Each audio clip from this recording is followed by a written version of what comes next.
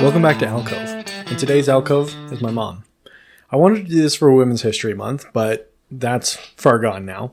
And now this is coming out as a semi-late Mother's Day episode.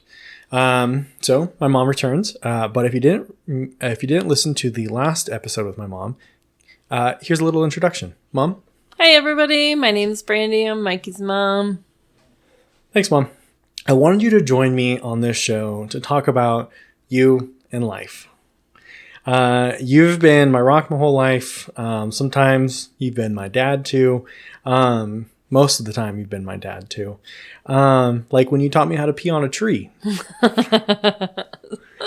So we've got a couple of different categories. We're going to start off talking about life lessons and reflections. To kick this off, what has your life taught you about love and relationships? That's heavy. Mm-hmm. Yeah, we're starting off strong. For as long as I can remember, I have been a person who looks for the positive in everything. So while I've had a lot of ups and downs in my life, like, you just have to look for the good. Whether you're in love with somebody and you're going through your struggles, you got to reflect on the positives. If it's your siblings that you're struggling with relationships, everybody goes through downtimes, and sometimes they'll break your heart, which we recently went through, right? I mean, I spent a whole year where your brother and I were struggling. But we're here today, and we're standing today. And so you have to just focus on the good and try and always, you don't necessarily forget, but you forgive and you move forward. And I think that makes you a better person. And I think that makes you more capable of love and giving and receiving of love if you learn how to let go. Yeah, I think if anything, my life's taught me that, like, love is hard. Yeah. And it can be really difficult, but it really just comes down to the person, And I see that a lot with, like, faith. There are a lot of, like, compatibility levels that I didn't really think I could find with someone until, like, I found faith. And once I did, I realized that there were so many things that were just so much easier to do, and just, like, life was so much easier to live because we connected on those levels that I had never, like, connected with past partners before. And so I've learned that it's hard, and that you have to find the person that, like, connects with you and meets you at that level of, like, whether it's like finding someone that accepts your love style, or just, like, even just matches you sexually can be a huge thing that just makes a relationship and a life with someone just, like, so much easier and so much more long lasting. Yeah. So. Yeah. And you have to be really, like, accepting of their differences, because you're not always going to agree. And if you did, that would be boring. It's nice to have difference of opinions. It's nice to see things from different ways, but you definitely have to be open to hearing what they say and accepting. Even if you disagree, you can still accept what they say. And, it may not make sense at that time, but then later on in life, like, it'll come back around. Yeah. So, reflecting on your own upbringing, what values or lessons from your parents do you carry over today? I have a very colorful childhood.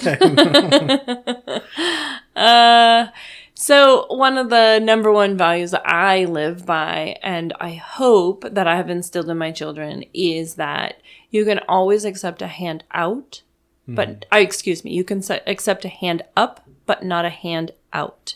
And the difference being is, like, hey, we all go through struggles in life, and sometimes you need just a little bit of help to get back on your feet or to get back on track. But the difference being is taking that hand out is just, like, you're not giving back, you're not learning anything from it. You're just allowing somebody to help you through life. And in order to succeed, you've got to do more than that.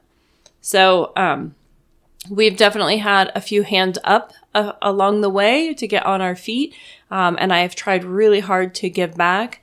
A great example of that, that my parents have, instilled in me is don't ever take that hand out, was my dad had his legs cut off, when I was a kid. And my whole childhood was spent with surgeries, getting his legs put back together, dealing with gangrene in his legs, like one trauma after another. And so he wasn't able to financially provide for us, but we never once went on welfare because that was unacceptable. So we found ways to make ends meet. We found ways to put food on the table. And sometimes people helped us, but in turn, we turned around and helped them as well. So that's my motto. Well, for me, those values and life lessons, I think, can boil down to like two different ones. First is dedication and commitment. I think this has been both good and bad. But this like dedication and commitment to like being responsible, always moving forward, trying to get things done, knocking off things on your to-do list.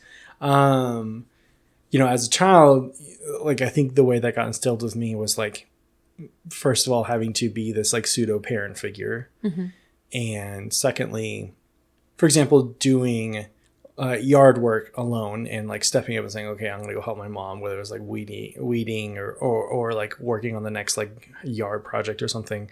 That like inspired this like work ethic outside of more things than just work, which has been like really good. I think it's helped me rise and shine, but it's also put me in this place where it is habitually hard for me to relax and enjoy things. Like it is really, for the longest time, years and years and years, I would have immense guilt as an adult if I played video games. Like I would try to play video games to like, oh, like this is how you relax, but I would still feel a lot of guilt around it. It was like, I should be up, I should be doing homework, I should be doing the next thing for my fraternity, I should be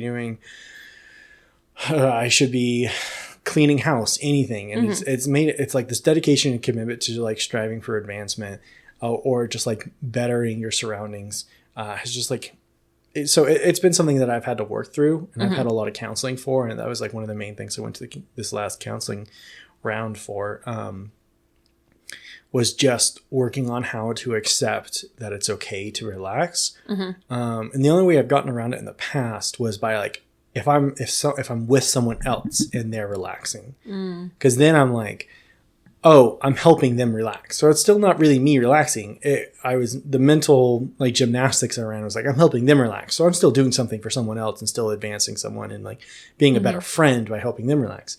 But it wasn't really me just relaxing. And so that's actually like one of the series I do on this is game journal. So I'll like play a game and then I just talk about what I enjoyed about that game. And that helps me, like, even though it's still kind of work, I'm still doing it for myself and by myself. And like, I'm still learning how to relax through that. Yeah. Okay. So yard work, it's not that much fun, just for the record. But I was a single mom with 4 kids and no family around. And so I needed to find something that I need to get things done, but I also need to relax. And my mother always worked in the yard. I don't know if she did it to get away from us, if she enjoyed it. I'm not really sure. But I know as the years went by, I needed to get this yard work done. I found that you kids oftentimes didn't come out to bug me because you were afraid of being put to work.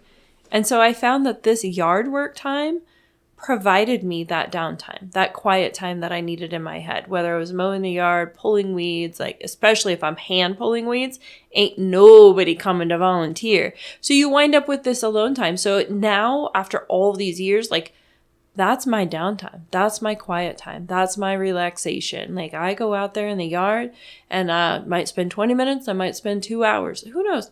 But pulling those weeds, my brain can relax.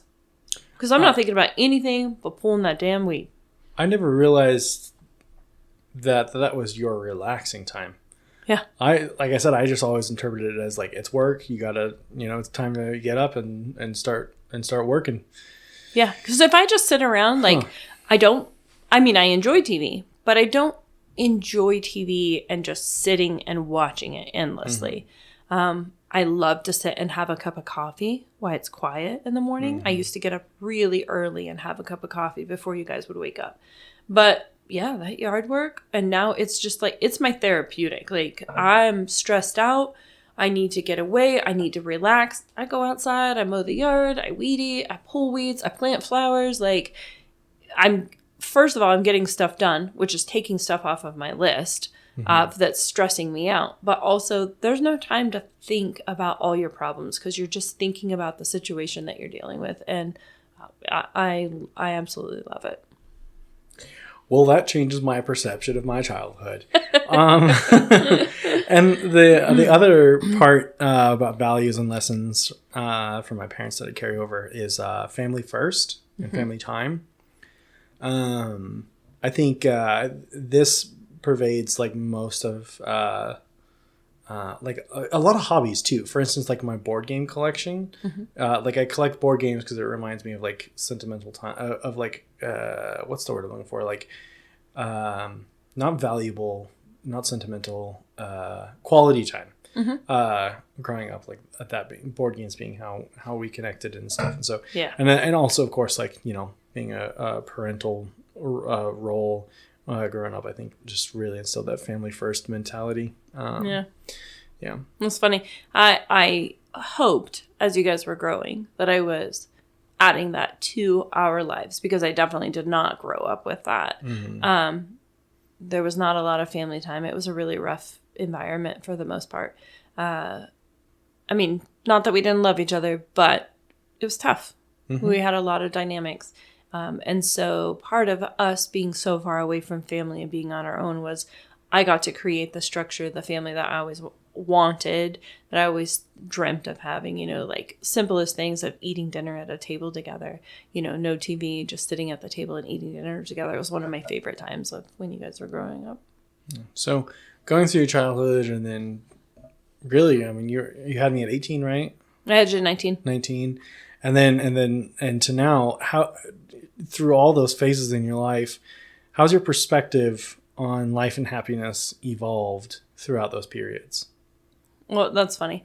Well, it's funny, but not funny. So, as long as I can remember, like, I remember being a kid and they were like, oh, what do you want to be when you grow up? And people were like, oh, I'm going to be a doctor. I'm going to be a lawyer. And I was like, I just want to be a mom. My mom was a stay-at-home mom and she was like Betty Crocker and Home and Gardens, like combined until my teenage years. She was just amazing. And I just idolized her. And I just thought that's the greatest job in the whole wide world is to be somebody's mom and to provide this home and to teach them things. And so that's what I always thought I wanted to be. So even at 19, starting out young and going through all the things we did, and the years came and went, and eventually, like, it was time for us to go out on our own. It was time for me to get a divorce. And I still clung to, I really hope that I can give them the things that they need. I hope that they'll put their family first, that they'll never, you know, go through the hardships that I went through. And you guys did go through some hardships with your dad. And there was nothing I could do to stop that. You know, all I could do was be your sounding board.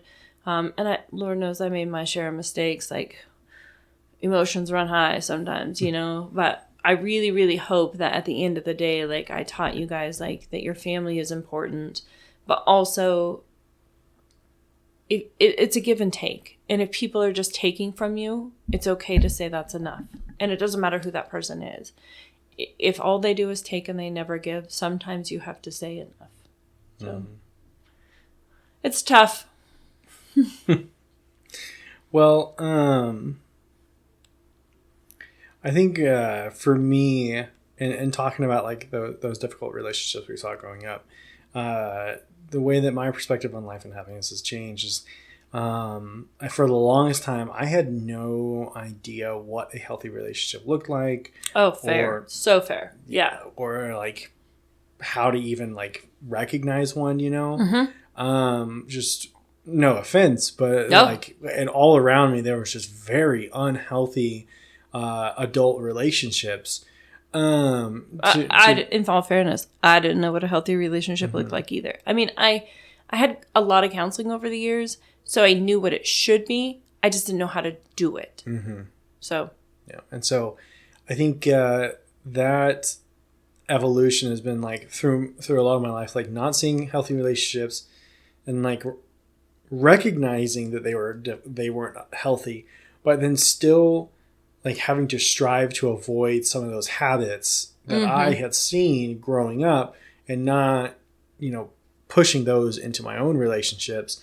And like I've definitely like very much been in the wrong in past relationships, but even though I knew like in the moment I don't recognize that like I'm picking up some of those unhealthy habits, but like to today discovering what a healthy relationship is, truthfully I still don't have that many like super healthy relationship models to follow, especially not ones that I'm around a lot. And so it's still challenging to recognize a healthy relationship. And I do believe that I'm in a healthy relationship now. Lots of counseling too, but I think that's the most dramatic evolution of my perspective on life and happiness, is just the evolution of understanding what a healthy relationship is and breaking down those childhood perceptions of adulthood and adult relationships, which has just been incredibly hard. But through those phases in your life, are there any significant moments or experiences that you feel like fundamentally changed your outlook on life? I mean, I had moments throughout. Okay, for instance, when I was a child, we had a home, and an actual home. And at the age of 5, my dad burnt our house down because he didn't want to get a job and we were going to lose the place. And so we come home and we have nothing left. Nothing left. Literally no clothes, no bed frame. The only thing left in my bedroom is this Bible. To this day, I own this children's Bible. It's got smoke damage, but it means something, because how does nothing in a house survive but a Bible? Both my brother and I have this Bible. He has his and I have mine.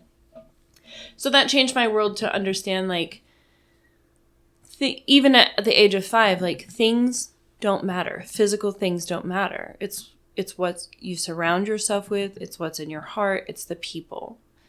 But I went through a lot of ups and downs in my life. A lot of verbal and mental abuse along the way that I definitely wound up feeding into, until one day I realized, like, this isn't right.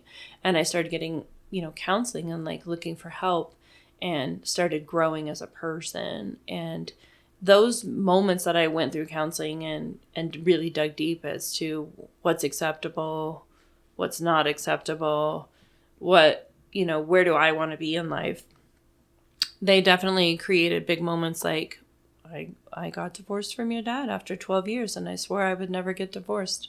I said for better or for worse, but there came a point in time that it was time.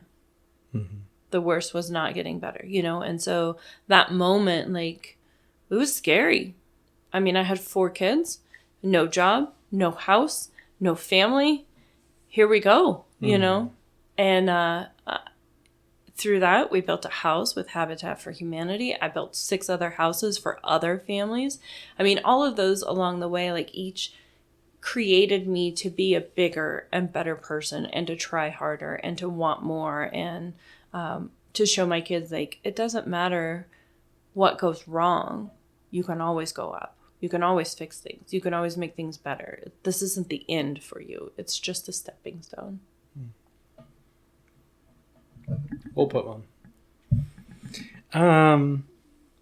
So we're going to shift to parenting and advice. You feeling ready for this one? Yeah. Okay. Was there anything your parents did while raising you that you swore you wouldn't do as a parent, but you ended up doing? Absolutely. Like, you sent me this question, and I was like, I didn't even have to think about it. There was one right off the get-go.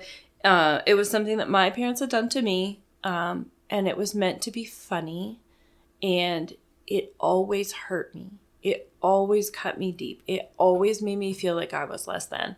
And so I tried really hard to not do it to you kids. But I know 100% that I did do it, because there were times that I heard myself do it and I tried to stop myself. And I tried to fix it. But it's the simplest teasing. It seems so small. But like for myself, when I was a kid, they teased me when I went through this really chubby phase right before my teenage years. I'm 48 years old next month, and they will still tease me about when I was 12 years old and how chubby I was. And it created just issues, just deep within myself that just hurt. To this day, I'm super aware and super panicked. Like, I'm the heaviest I've ever been right now because I'm in college and working full time. And I almost don't want my parents to see me because I'm afraid of the teasing, even at this age. And I definitely caught myself over the years kind of teasing you guys a little bit when something would go.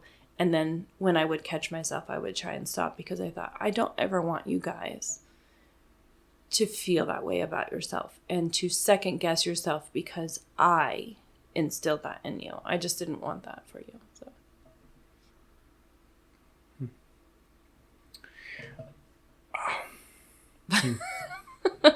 I don't know how to follow that up other than going to the next question, because that's like, it's tough. I think you did a pretty good job at catching yourself. But yeah, I don't know. Like, I don't think I at least beat myself up. I mean, like, I might beat myself up for my weight all the time, but I don't think any of that's attributed to anything you've ever said. Yeah. Yeah, I can think of one specific time that I teased you really more than I'm comfortable with. I hate it. And so many times I wish I could go back and not do it. Yeah, I mean, I was a big kid. It wasn't your weight. Okay. Do you want me to say? I guess so, yeah. Grandma boobies. Oh, God. Ugh. Okay, so I hate... I mean, you were laughing. Okay, we're laughing right now, but I'm telling you... But at the time, it was traumatizing. You guys wouldn't let it go. Exactly. That's exactly what I'm saying. I was so embarrassed so much. That is exactly what I'm saying. Because then my siblings picked it up, too. I hate that that was something that had been instilled in me, and I reverted back to it. And I was able to get it lodged into my head and realize what I was doing and make it stop and never bring it up again. But there was a moment that it happened repeatedly before I realized what was happening. And I hate every second of it. Like, it actively plays in my mind that I wish I could go back and change it. Thankfully, I've moved on from that. But as a younger kid, so what happened? To give context to this one, I walked in on my grandmother changing one time, and I saw her boobies, and I was, God, how old was I? 13, like 12? A preteen, probably. Yeah, probably, let's say 12. And I was like, oh my God. And I told my mom, or maybe my siblings were around too, and I got mercilessly teased for that. For a while. It was, yeah. I hate every second. Like, it seems like something so, like, you're like, oh, I forgot about that. But for me, I mean, 15 years later, I'm still like, God dang, that was one thing I wish I didn't revert back on. I have plenty of moments like that keep me up at night too. I'm starting to develop this tick where, like, these intrusive, like, memories of, like, the cringy things I've done over the years, or, like, things that have, like, opened me up for, like, mocking and teasing. Yeah. I've started doing this, like, I blink and, like, kind of, like, tense up my shoulders and my neck, and then I shake my head, and then, like, it started off as, like, this mechanism to try and just, like just throw it out of my head, get it out real quick, but now it's just, like, it's becoming involuntary, where I just do this to try and, like, get rid of the memory. And I don't think it's healthy, but it's starting to become a habit. Sounds like you're, like, dwelling on it. Yeah, and it's just like it started off as just my like a physical way to to like shake off this memory. But it's like I think I need to like I need to intercept it because I'm worried it's going to become like this habitual habit, and it's like something I can't quite control, and I don't really want that. Yeah, because I'm not even sure it's like really like something that actually helps. Yeah. Geez. Well. Okay, so. This kind of blends into the next one then. Is if we hit restart, how would you have raised us differently? Or would you have? And if so, how? Yeah. So I wouldn't go back and hit restart because the life lessons made me who I am, right? I mean, going through my messy divorce, falling in love with somebody who left a year later and left me with a baby. And here I am, divorced, 30 with 4 kids, no family, trying to figure it out. Like, those are tough lessons, but you can choose to learn from them, which I feel like that's exactly what I did, is I chose to move forward and learn from them and better myself. And sometimes I stumbled. Man, I stumbled a lot. But if I could go back and change things, number one, when I decided to get divorced and take us out on our own, I would have immediately started counseling so that I could be a better parent to you guys, because there were times that my emotions were running high because, you know, maybe your dad's choices were messing with me. And I would go back and I would get counseling at that point in time for myself to learn how to better be available to you guys.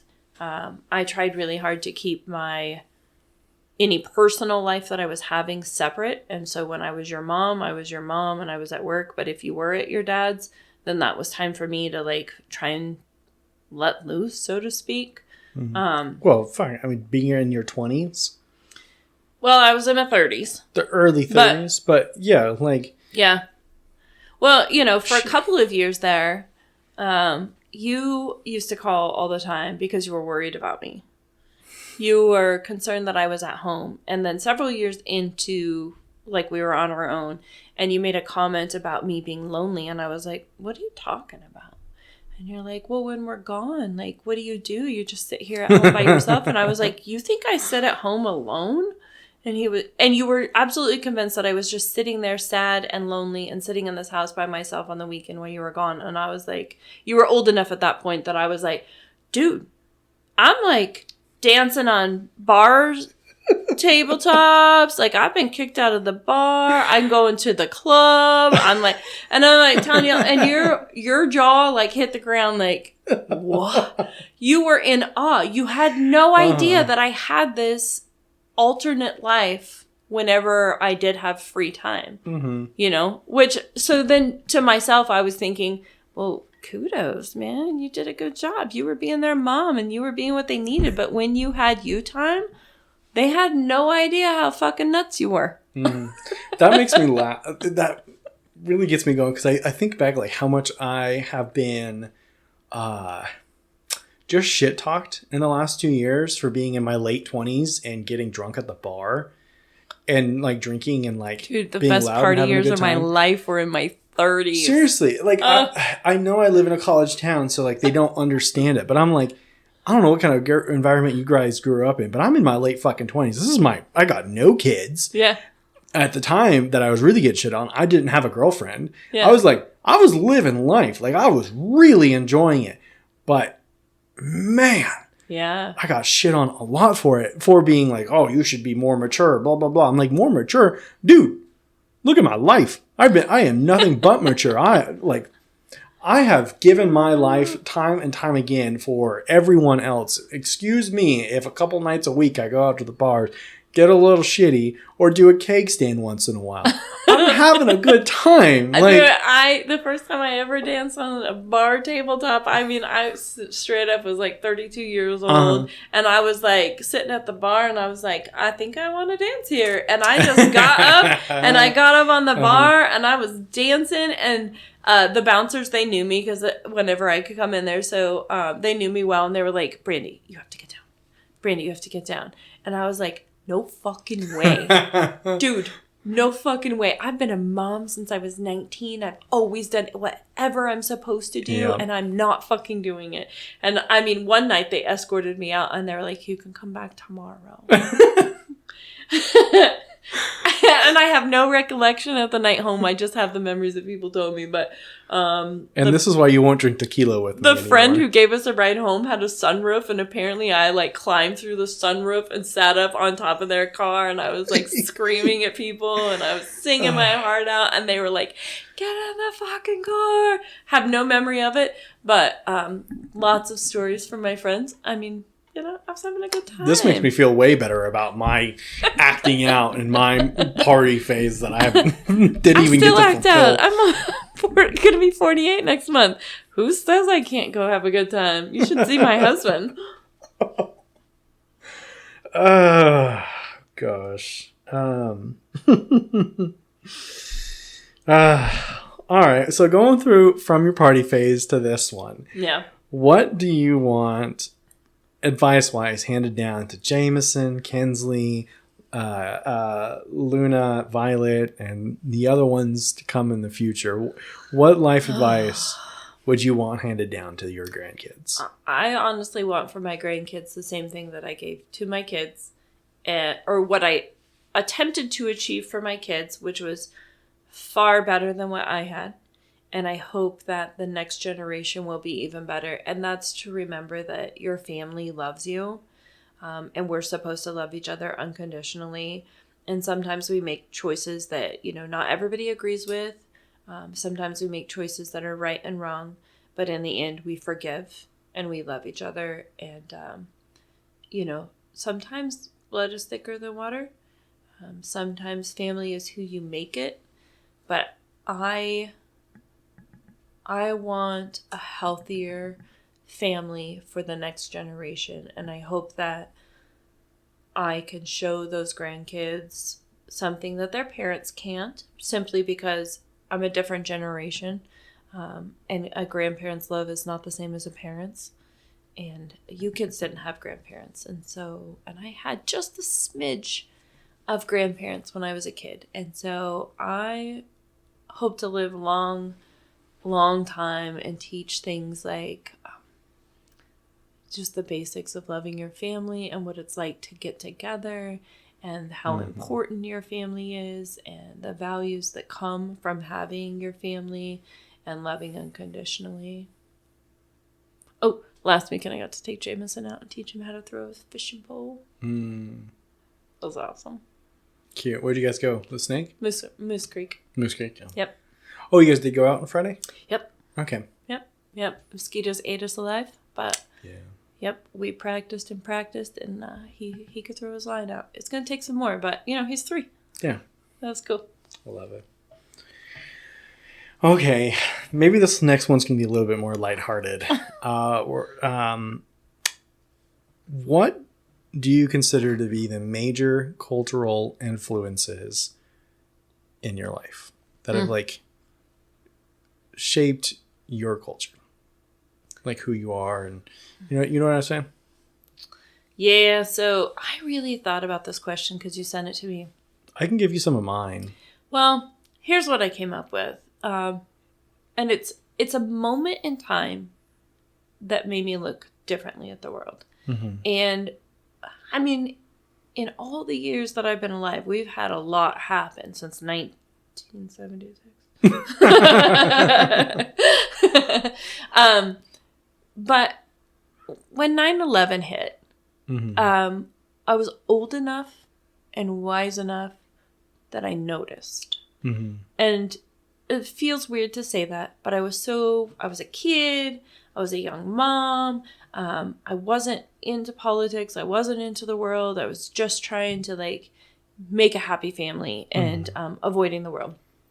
And when 9/11 hit, like, that day is just a clear picture for me. I mean, I can remember being with Paige at home while you kids were at school, or you boys were at school, and we were cleaning house, and it hit the news, and I remember the feeling of my heart stopping and thinking that the world has forever changed. I don't know why this affected me the way it did. Because there was so many other things along the way up until then and after then. But I mean, to remember that day, it's in color. And I can remember so much of it. And I went over to your grandpa's house, who was, retired sergeant major. And he was cleaning house and he was playing his song that your grandmother hates, which was Bad to the Bone. And he was having a great day. And I walked in and I said, we sat down and I turned the TV on and we just sat there and cried and was just like, what does this mean for us? The whole world is forever changed. And I think at that point, it really changed things. Like, it made things more real. It made you want to hold the people that you love closer. Like, you wanted to be more open and be around them. But then also the hatred that came after. The hatred that came after hurts my heart. Because even to this day, people are terrible sometimes. And so misplaced. Oh, it's so awful. It's like going on Facebook and finding a news article and then all these keyboard warriors are so hateful. I can't. I don't want to be a part of it. Like, people forgot how to be nice. People forgot how to love. Like, when 9/11 happened, it seemed like people really pulled together. And now so much time has passed that new generations didn't live through that. So we're right back to where we were before that. But those of us that survived it and lived through it, I feel like we're a little bit closer than what we were. But I mean, it just changed so much for me. I have less tolerance for the hatred that people have. If you're mean and you're hateful, I'm out. I don't need that in my life. Like, life is too short, So that was my change. It was a huge change. Like, nothing before or after. That one changed everything for me. Well, I'm going to drop a couple of mine. My first one is quite a bit more lighthearted than that in a way. And you're going to laugh, but do you know what Harambe is? You sent that to me, and I was like, I didn't even have time to Google it. Well, Harambe is a gorilla that was killed in 2016 at the Cincinnati Zoo. A child fell into the enclosure and the gorilla grabbed onto the kid and wasn't like doing anything. It was just holding them, and because he's, in his area. And the Cincinnati Zoo killed the gorilla instead of tranquilizing him because they were afraid of what happened to the baby or the toddler. I think he was like 4 or something. And this seems really, really dumb to say this is a major cultural influence on people my age. And I've tried talking to Faith about this. She doesn't know anything about Harambe. And I do totally remember the kid falling in, though. But the thing is about this is that it represents this fundamental cultural shift towards the use of memes in how my generation views the world and takes in difficult news. Like, everything's just turned into a meme, and I think it's used a lot to mask like trauma and anger with the world around us and frustrations with the way things are. And it's very common for people my age to believe in quotes that everything in the world went to shit after Harambe was killed, and everything that's wrong, it messed with the timeline, and everything that's gone wrong since then is because of him. Even during the pandemic, people were blaming the pandemic on the death of Harambe. Like, it's I'm serious. I'm sure I could find a meme pretty easily, but it's the earliest time that I remember recognizing that an event galvanized by a meme can result in social action. And what I mean is, this was turned into such a meme and militarized people my age on the internet. And it's the first time that I can really recall like an event turned into a meme that then spurred people to actually take action. And there were all sorts of like people wanting like different legislation about how to animal rights and zoos and how these situations should be handled, and like conversation. It sparked conversations around how parents, need to be more careful with their kids, and recognizing that you're in a social environment and it's a public space, but you still have these like obligations and requirements to be watching your kid. And like, how the hell did your kid get from you to inside a gorilla enclosure, when he was 4 years old, and so there was all this spark and outrage. And so it's just the earliest time that I can really remember like a meme turning us into like chasing down social action. Crazy. And it's funny, it's weird, but memes are like, it's something that, Harvey my stepdad sends in the group chat all the time, like, haha, funny.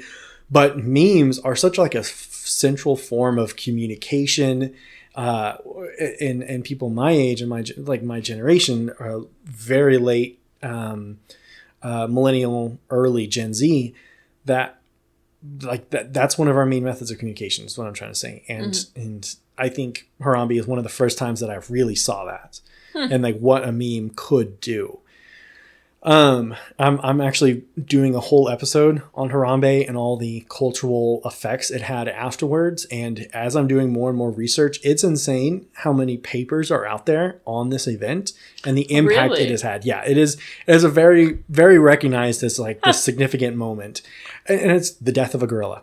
It seems so like small, but it wasn't really a death though. It was basically a murder. Yeah. And then another thing that I wanted to bring up here was tracing back to like when we were kids, the media that we grew up with. Do you remember Avatar: The Last Airbender? Oh, sure. Okay. That was a Nickelodeon show, but it was very mature for that channel. It covered war, prejudice, trauma, genocide, government corruption, imperialism, animal rights and extinction, the power of propaganda, indoctrination. Like all of these things were covered in a kids show in a way that was in this way that kids could understand it. But the older you get and the more you watched it, the more you begin to really understand like how it kind of shaped your understanding and your worldview and everything. And I think the media we consumed as a kid, people my age, again, I'm 28, I think shows like that absolutely influenced how people my age act. And especially around like not being willing to put up with the status quo, especially when it comes to like government inaction, and not just necessarily action. And I think part of this is also reinforced by the pandemic, which has largely contributed to, I think, increased civil unrest. I think both of us can agree that pandemic absolutely gave us more time to reflect on our lives. Oh, yeah. And get more. It gave us the space to get more upset about the way things are, because what else did we have to do other than take critical looks at the world around us? At least, because I spent months literally just sitting at the end of my bed staring into traffic. Unfortunately, I wish that wasn't true, but that is how I spent half of the pandemic. Was I did a few hours of work, telecommuting. I kind of feel like there was so much alone time that also it fed into imagination. Like what was small problems before, people had so much time on their hands that they just kept thinking and dwelling and thinking and dwelling, and suddenly it's a big problem. So I think the isolation brought families back together where they had been separated before and they were forced to spend time together. I know in my neighborhood, I never seen so many families out taking walks together, kids riding bicycles, something you hadn't seen in 20 years. You know, it was really cool. You've seen people in their yards. I know when we'd go out for a walk, there'd be couples, little old couples sitting in their yard enjoying the sunshine. Like you hadn't seen that because they were all too busy with their own world. So there was good stuff to the pandemic, but also I think like it fed mental health issues, I think. Yeah, I mean, it was definitely the most miserable experience of my life. And I was, thousands of miles away from home, no friends, what the hell was I going to do? Yeah. But I think it all just like hardened stances against the establishment. And in general, I think it instilled a stronger will to fight for like what we want, whether it's civil rights or whether it was even just better pay than what we had been dealing with. And I mean, how much good it's done, I think there's been a lot of progress in some areas, but I mean, how many, we're in the middle of a housing and economic crisis and we're still just trying to pay for fucking groceries. But the big, I think it was maybe like JP Morgan or something. The CEO came onto a podcast and was talking about like, oh yeah, people still have leftover money from the pandemic that they can spend. So it's okay that the cost of living is going up. And I'm like, what extra money? What extra money? The one-time stimulus check that we got that immediately went to covering back rent. Mm-hmm. What are you talking about? And then like the president to say it's not a big deal for for groceries to increase by 30% because we have more money to spend. I don't know about the rest of the world, but like one thing that I've like had in all this time to reflect a lot of the pandemic is like, and coming out of it, I'm now realizing that I am spending more and buying less, meaning I have to pay a shit ton more just to survive, but I'm buying a whole lot less. And it's like this issues just continue to pervade. And I think, if cost of living had stayed the same, I feel like maybe some of that pandemic outrage might have chilled out a little bit, but because it's only gotten worse, I feel like we're just going to keep building on this. And so anyways, those are the cultural influences and how it's like continue to affect my generation. So we have very different political, social, and religious views. What do you think has shaped some of those in your life? That shaped my views? Yeah. Well, so I didn't grow up per se with religion in my world. When I come and see my grandmother, in the summers when I was very young, we'd go to church with her. She was very religious. And so we always went to church with her. And for me, it was like such an exciting thing. And like, what is this? What is it? Mm-hmm. She's Pentecostal. And, unless you've been to a Pentecostal church, it's quite the experience. But I learned a lot too, because I grew up in a broken family, and there was drugs and there was alcohol and there was disconnect. And then when I would go to church, there was this sense of family.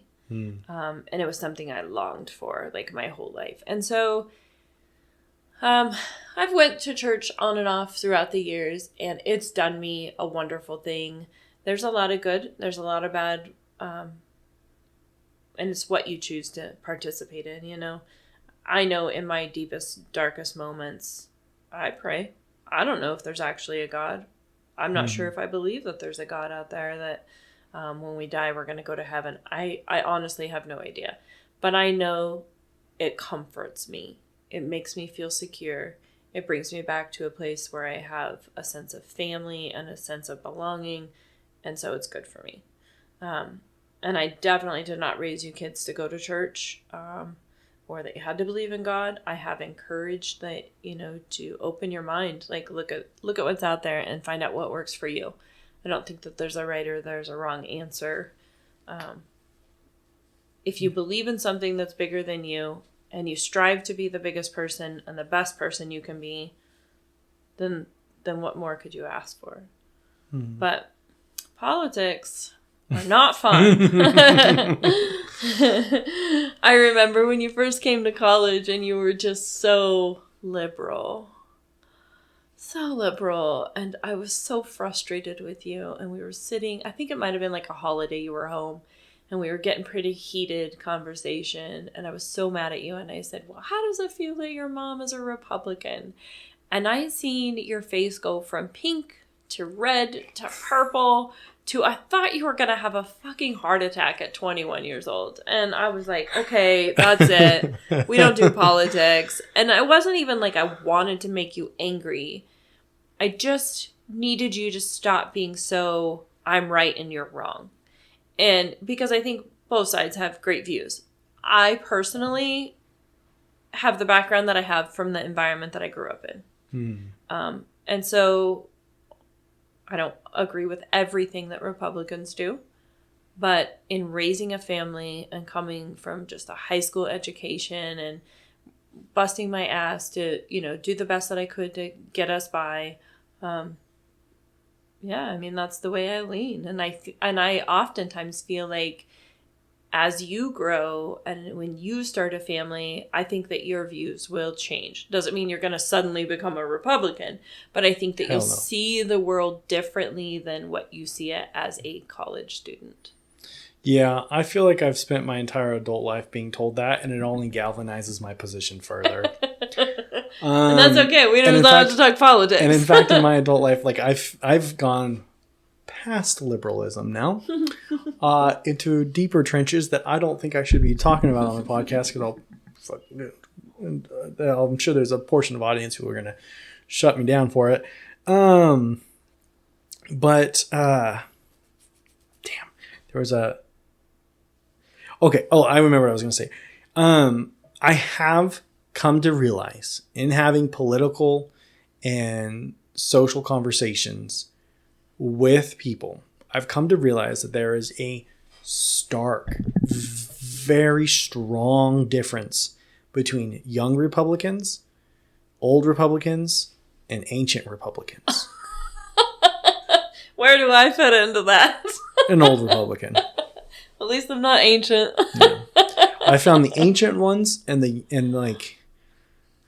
even the young ones I feel like are split in half between like the middle of the road ones, the middle-aged ones, and the ancient ones. So I've found that there's a difference, and that middle ground. Are you technically Gen X? I think you are. Yeah. Yeah. I found that the Gen X Republicans, a lot more agreeable, a lot more understanding, and like, oh, let's work through things together. Let's come to an agreement. The ancient ones and the real fired up young ones, nah, fuck that. Let the world burn. Yeah. If you ain't red, get the fuck off my country. Yeah. And there's those two groups that turned me pink, red, purple, having a heart attack. It's the Gen X ones that I can actually have a conversation with, who are also willing to have a conversation, that I'm able to like work with and like, okay, we have a difference of view of how like maybe like what a family structure should be in America, or maybe immigration reform and stuff. Like there are things in there that I can agree, maybe not the exact way to do it, but I can agree that we have issues and that maybe we should go about it. Like I said, the ancient and the young ones, nah, I'm not having a fucking conversation with you. You're wrong. That's not being very open-minded. Well, fuck. I mean, neither are they. So I'm going to meet you where you're at. Okay. Speaking of worldview, what are you most looking forward to in the next chapter of your life? What are you most afraid of? And what are you most excited for? Oh, gosh. Just however you want to answer that question. So currently I am a full-time college student. Mm-hmm. Yay. Snaps to you. I always wanted to go to school. Mm-hmm.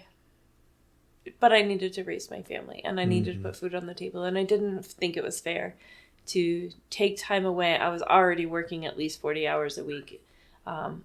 It wasn't going to be fair to go to college full time. And so our youngest one is 18. Woo, woo, we made it. And I have been in college for a year and a half now.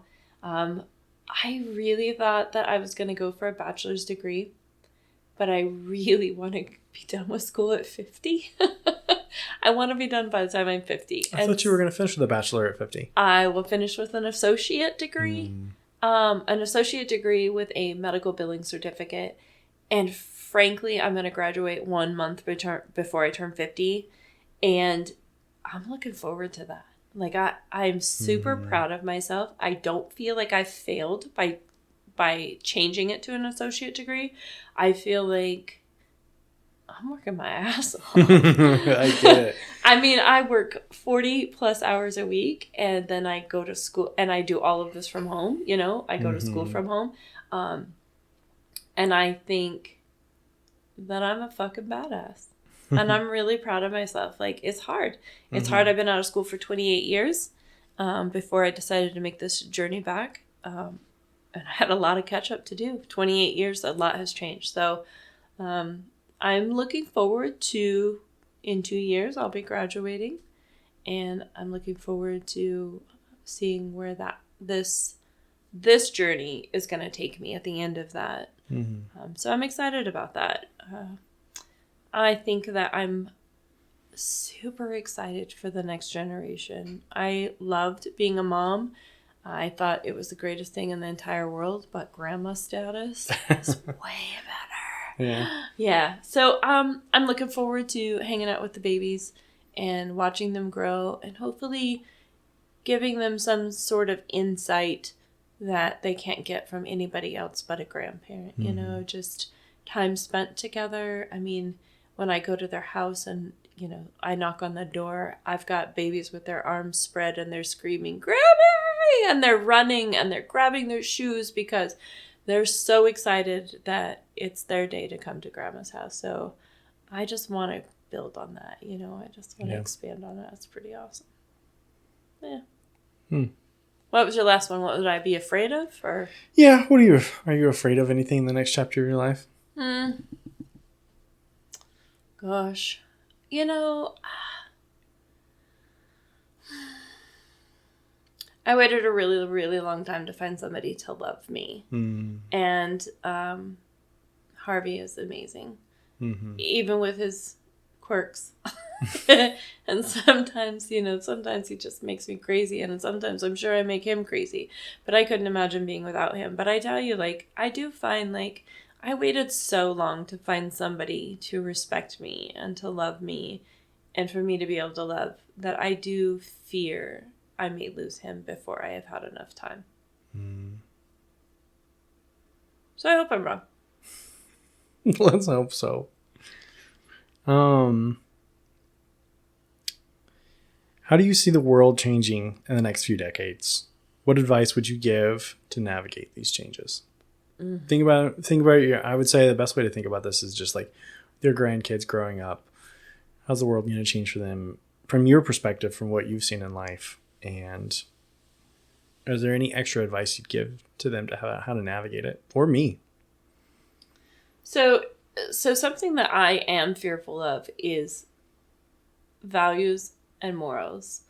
We're so trapped in this internet world, which is not going to change. I think it's going to grow. I don't think I think social media is going to go away in the next 10 to 20 years, and I think that's going to radically make things better. I hope so.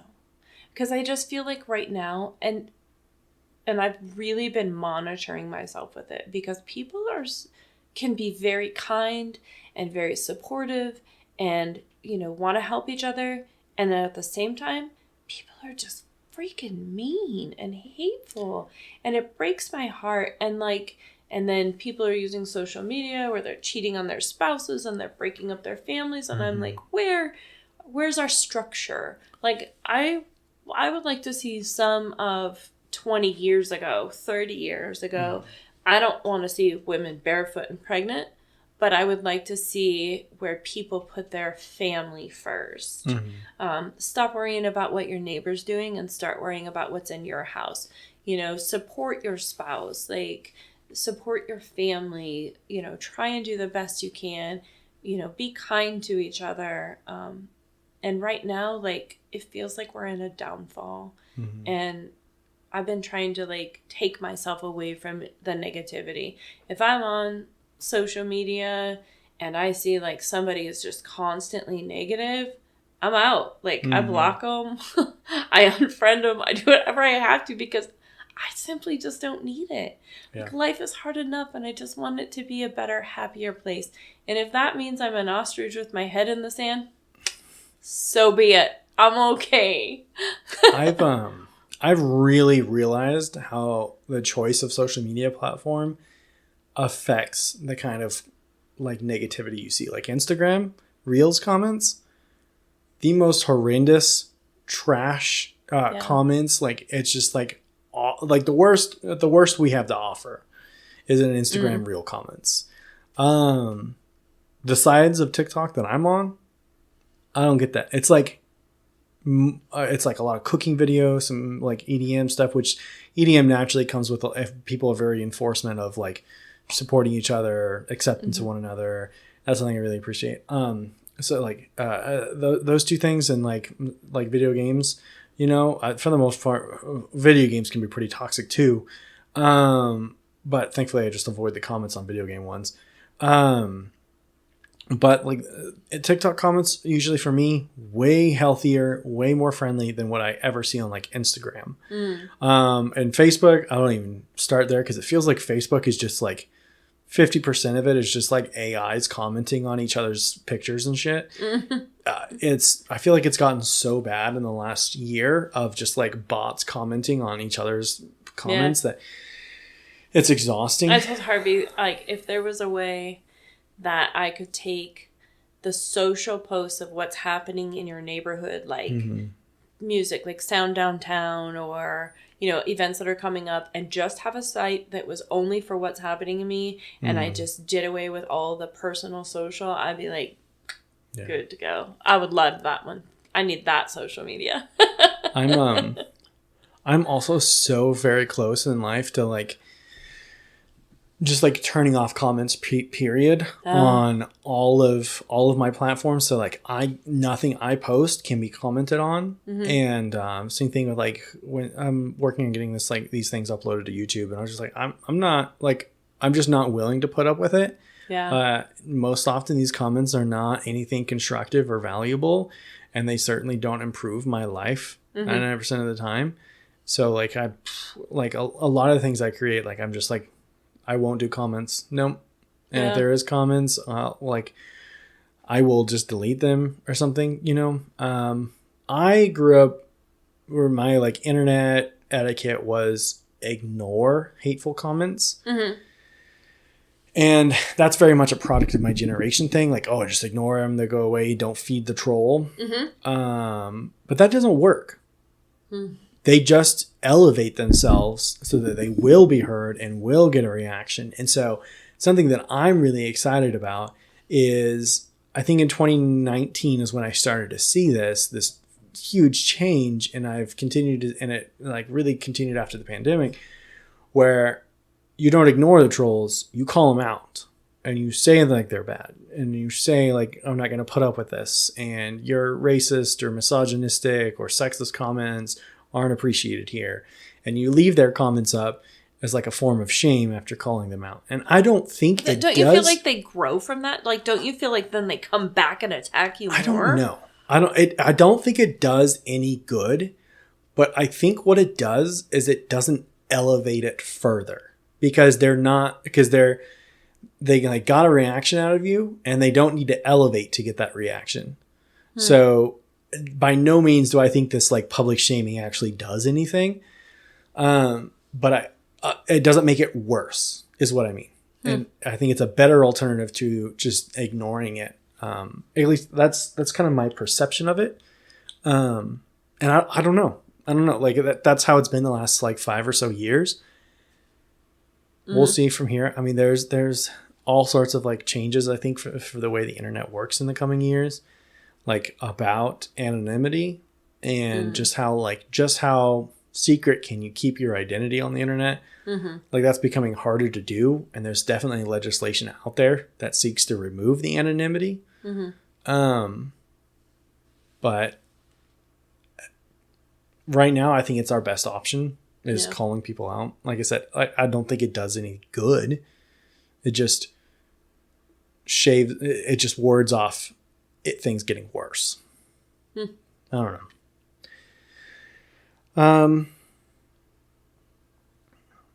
What are your biggest hopes and dreams for me? What kind of person do you hope that I become after where I'm at after this period of my life? Well, I think for you specifically, like, I hope that. So one of the qualities I see in you, is you're fucking stubborn. You're so stubborn. And sometimes I feel like you think you're right, and that's the way it is, and you don't want to hear other people. So that's one thing I hope for you, is that you step back in life and like listen, like truly listen. Don't be a writer. Like, don't be a person who has to be right. Be a person who wants to be open. So you're such a smart person, and you've done great things for yourself, and you're headed in great directions. And I have no doubt that, you're going to land where you need to be. You're going to be a good man. You're going to be a good husband. You're going to be a good dad. And we all always have things that we can fix on us. If I had one thing that I would say I would like for you to find some peace in and find some comfort in, is just knowing that other people's opinions are going to be different. That's okay. You can hear them without responding, and you can respect them. I think that I do think I'm right a lot. No. I think people, including you, misinterpret my like hardened stance. What I want is people to argue with me. I want impassioned arguments. People's feelings sometimes. But that's the only way that I can get anywhere or change my opinions. And thankfully, like Faith is someone who meets beyond that level and is willing to have these elevated conversations, as I like to call them. She'll like argue with me, and she realizes that I'm not like upset or anything. It's that I'm like, let's have this like quote unquote argument. And it's just, and no, she understands that these are our conversations, and like, I want people to debate themselves with me, because that's the only way. I just by you talking, I'm like, but what about this? Haven't you considered this? Like, if you don't consider this opposing opinion, like, how do you know that your idea or belief has any merit if you haven't considered the opposing position? And that's what I want. I just want people to argue with me. I want people to debate it with me. Sometimes and make sure that we make both. Other people happy though. Well, that's because we're all scared to have those conversations. Like, I see why you and Harvey could just go at it and be fine, because he is a debater too. And I've actually told him sometimes, I'm like, I don't need you to say anything. I just need you to hear me and keep your. Just hear me. Don't say nothing. I just need to say this. I don't need you to tell me if I'm right or wrong. I don't need you to tell me your opinion. I just need you to hear me. It's really difficult for people like you and Harvey. No, I mean, if you set those expectations beforehand, that totally changes the dynamics of the conversation. Yeah. For me, at least. Like, you got to tell me exactly what you want from this conversation. Otherwise, you're going to get what I think everyone should do, which is having very good arguments and debates about everything. Because an unchallenged opinion is not a good opinion. Funny. We are going to agree to disagree. And that's okay. But anyway, I look forward to it. I think that you're a good person. I think that you've spent most of your life caring for other people, and I don't think that's a terrible thing. It's exhausting. I would like you to feel, which maybe you are and maybe you're not. At this point in my life, I'm done with people taken from me. So if you are a giver and a taker, and it's never going to be a 50-50 shot, but I need to be able to physically, emotionally feel that it's a give and take relationship. And if you are a person who just constantly are taking, then it's time to say enough. And I want you to be there too. Because I think that it's very therapeutic, and I think that it's going to make you a better person when you say, okay, I'm done. You cannot take from me without giving back. And if you choose to not give back, then this relationship is done. Because I feel like it's going to make you a happier, healthier person to draw that boundary, know that it's okay, and move forward. Yeah, it's tough. Mm-hmm. I think I'll be a happier, healthier person when I'm around people that are my age and I can have friends. And I think that'll make me a happier, healthier person. Maybe your friends don't have to be your age, though. Maybe they're a little bit older. That'd be fine too. But that's really, really hard. Yeah.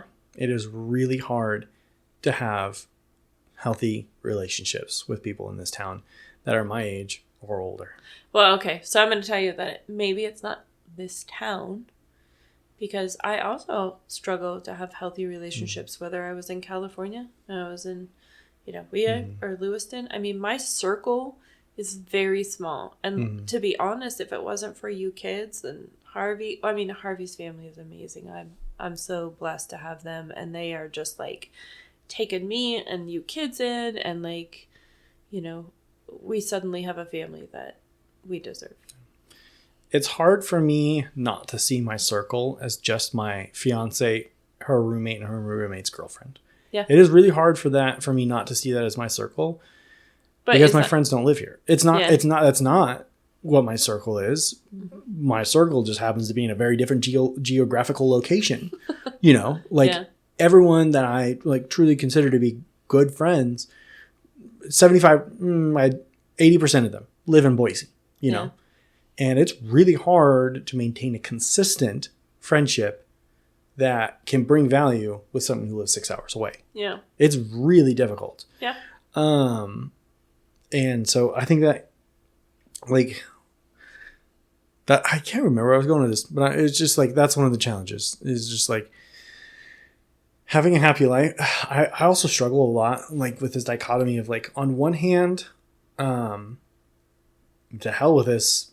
I don't want to have any social life. Like, it's exhausting. It feels like all taking.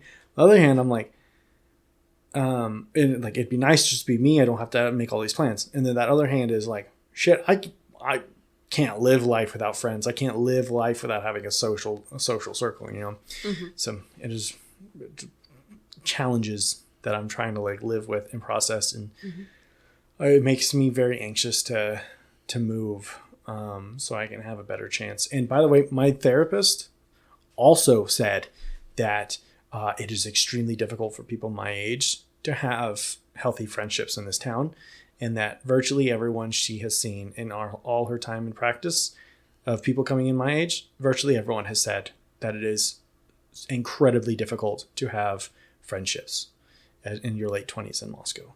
Really? Because there's just so few of us here. Yeah. Okay. So I don't know. It's a small town, Mm-hmm. And I don't know. You've got your 18 to 22 year olds, and then you've got the cold, and then you've got the really old people. Ouch. Yeah. Oh. Well, Mom, thank you for joining me for recording this episode today. You were my first VIP interview, so thank you for joining me. I think that this has been a very therapeutic podcast episode, and I hope other people enjoyed it and could find some interesting things in here. I think there was a lot of valuable things in here, and at least it might spark people to have their own conversations with maybe their family or do some introspection. But I hope the audience members all agree with me here. I've been asking my mom to write an autobiography for most of my life. True story. And she has always said, no, people wouldn't care, blah, blah, blah, blah. My life's not that interesting. I'm telling you, we barely scratched the surface of the stories my mom could tell. So I hope that there's public outcry. Not that we look at comments, but if we did, I hope there's public outcry saying Michael's mom needs to write an autobiography. Nobody would believe those stories. You know what? Fine. We could sell it as fiction. It's fine. We'll make money that way. Anyways, thank you thank you, Mom, and everyone who's listening for joining me on this Alcove. Yeah, thank you, Michael.